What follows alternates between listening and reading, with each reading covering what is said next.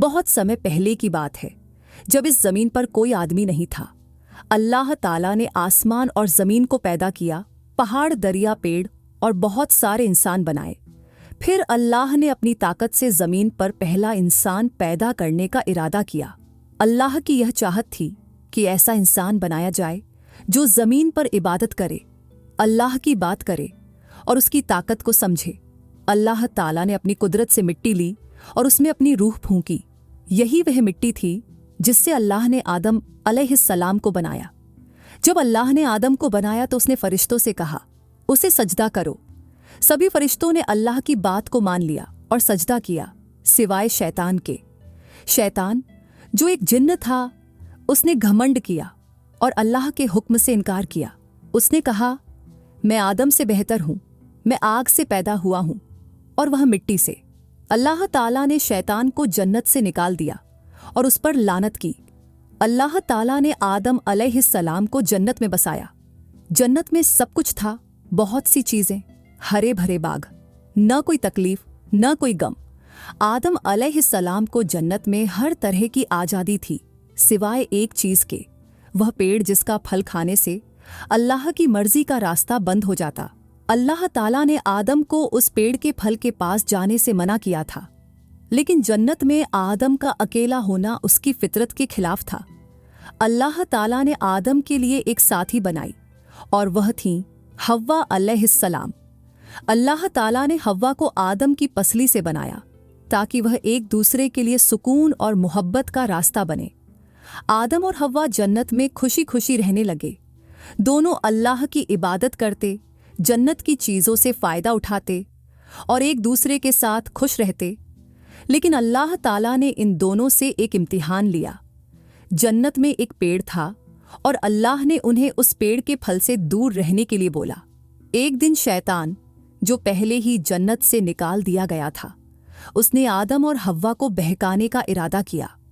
वह उनके पास आया और धीरे धीरे उन्हें बहकाने लगा। उसने कहा, क्या तुम दोनों को इस पेड़ के फल के पास जाने को मना किया गया है? मैं तुम्हें बताता हूं कि इस पेड़ का फल खाने से तुम्हें हमेशा की जिंदगी मिल जाएगी, तुम कभी नहीं मरोगे।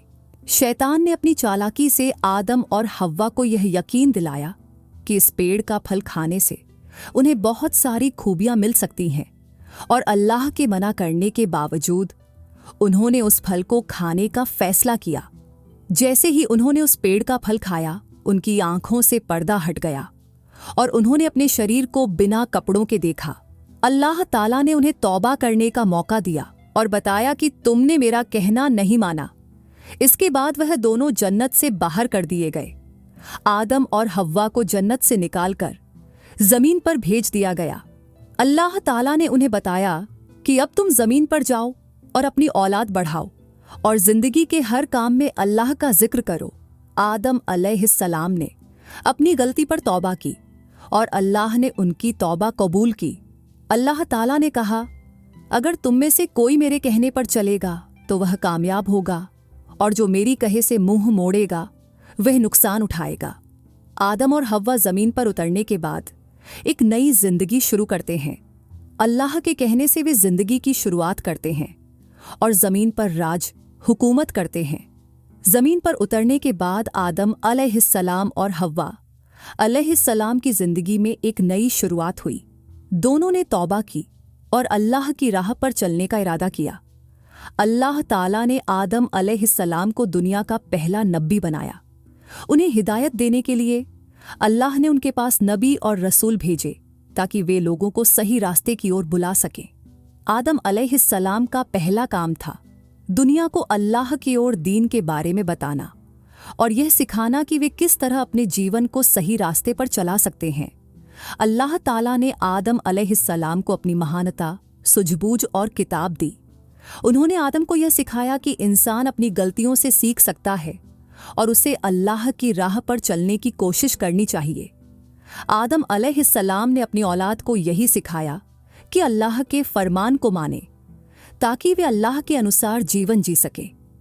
आदम अलैहिस्सलाम की औलाद बढ़ने लगी और उनके बच्चों में से कुछ अच्छे और कुछ बुरे थे। अल्लाह की बातों को मानने वाले लोग आदम की राह पर चलते थे जबकि कुछ लोग शैतान की राह पर चले गए। यह मतभेद जमीन पर फैलने लगा। जहां एक तरफ लोग अल्लाह की हिदायत पर चल रहे थे, वहीं दूसरी तरफ लोग गलत राह में खो गए थे। आदम अलैहिस्सलाम ने अपने बच्चों को सही रास्ते पर चलने की सीख दी, लेकिन उनमें से कुछ ने इनकार किया। उनके बेटे काबिल और हाबिल, जो दोनों अच्छे इंसान थे, आपस में लड़ाई करने लगे। काबिल ने अपने भाई हाबिल को मार डाला। ये पहली बार था जब दुनिया में खून खराबा हुआ। आदम अलैहिस्सलाम को यह देखकर बहुत दुख हुआ, लेकिन उन्होंने इस बात से सबक लिया और अपने बच्चों को हमेशा भाईचारे, सच्चाई और ईमानदारी के बारे में बताया। आदम अलैहिस्सलाम ने जो गलती की थी, उसका एहसास उन्हें पूरी तरह हो गया था। उन्होंने अपनी तौबा की और अल्लाह से माफ़ी मांगी। अल्लाह ताला ने उनकी तौबा को कबूल किया, क्योंकि अल्लाह सच्चे तौबा करने वालों को माफ़ करने वाला है। ये कहानी हमें यह सिखाती है कि इंसान गलतियां करता है, लेकिन अगर वह सच्चे दिल से तौबा करता है तो अल्लाह उसे माफ़ कर देता है। आदम अलैहिस्सलाम की तौबा कबूल होने से यह साबित होता है कि अल्लाह के दरवाजे हमेशा तौबा करने वालों के लिए खुले रहते हैं। आदम अलैहिस्सलाम ने अपनी जिंदगी के आखिरी दिनों में अपने बच्चों को एक बात बताई, जिसमें उन्होंने उन्हें अल्लाह की बातों को मानने और सही रास्ते पर चलने को बताया। उन्होंने कहा, तुम्हें हमेशा सच्चाई की राह पर चलना होगा और कभी भी बुराई को न अपनाना। यदि तुम अल्लाह की कहने पर चलोगे तो तुम कभी भी गलत नहीं होगे। आदम अलैहिस्सलाम की यह बात और उनके जीवन की कहानी आज भी हमें सीधा रास्ता दिखाती है। वह हमें यह सिखाते हैं कि इस दुनिया में हर इंसान को अपनी जिंदगी में सही रास्ता चुनने का हक है, और अगर वह रास्ता कभी भूल जाए तो उसे अपनी गलती स्वीकार करके तौबा करनी चाहिए। आदम अलैहिस्सलाम की उम्र बहुत लंबी थी और उन्होंने अपनी जिंदगी में बहुत सी परेशानियों का सामना किया था। उनकी मौत का समय आ गया और वह अल्लाह के पास वापस लौट गए। उनकी मौत के बाद उनके बच्चों ने उनका बताया हुआ रास्ता अपनाया और आदम अलैहिस्सलाम का पैगाम आगे फैलाया। आदम अलैहिस्सलाम का जीवन हमें यह सिखाता है कि जिंदगी की शुरुआत में ही बहुत मुश्किल थी, लेकिन जो लोग अल्लाह की राह पर चलते हैं वे हमेशा कामयाबी पाते हैं।